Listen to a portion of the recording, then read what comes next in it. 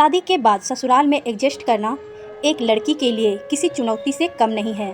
खास तौर पर सास के साथ तालमेल बैठाना आसान नहीं होता है, क्योंकि कई बार सास बेटी समझकर बहू को अपने घर लाने के बाद भी उसे अपना नहीं पाती है। ऐसे में छोटी छोटी चीज़ें मतभेद और झगड़े का कारण बन जाती हैं।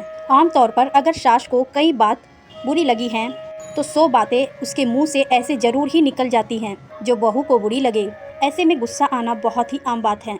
हालांकि ज़रूरी नहीं सारी सास ऐसी होती हैं, लेकिन यदि आपकी सास ऐसी है जो आपको परेशान करने और बुरा महसूस कराने के लिए किसी भी हद तक जा सकती हैं, तो यहाँ बताए गए टिप्स आपके बहुत काम आ सकते हैं। हमेशा ध्यान रखें, हर रिश्ते की एक मर्यादा होती है।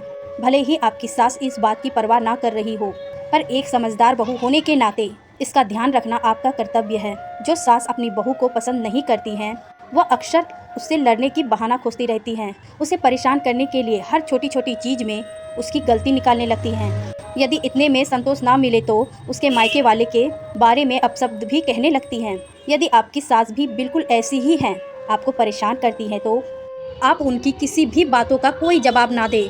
मुमकिन है कि इतना कुछ सुनने के बाद खुद को कंट्रोल करना मुश्किल होता है, पर याद रखें, आपका चुप रहना ही उन्हें परेशान करने और जवाब देने के लिए काफ़ी है।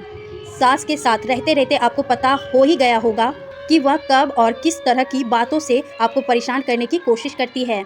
ऐसे में जब भी लगे अब सास आपको परेशान करने या गुस्सा दिलाने के लिए कुछ बोलना शुरू करने वाली हैं, तो वहाँ से चुपचाप उठकर चली जाएं और तब तक उनके सामने आने से बचें जब तक वह पूरी तरह से चुप ना हो जाए।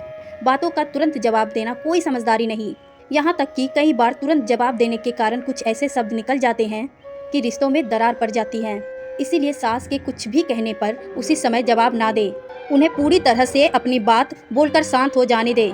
यदि आपने इतना इंतज़ार कर लिया तो आपको खुद ही एहसास हो जाएगा कि फालतू ही कुछ बोलकर अपनी ताकत क्यों बर्बाद करना है।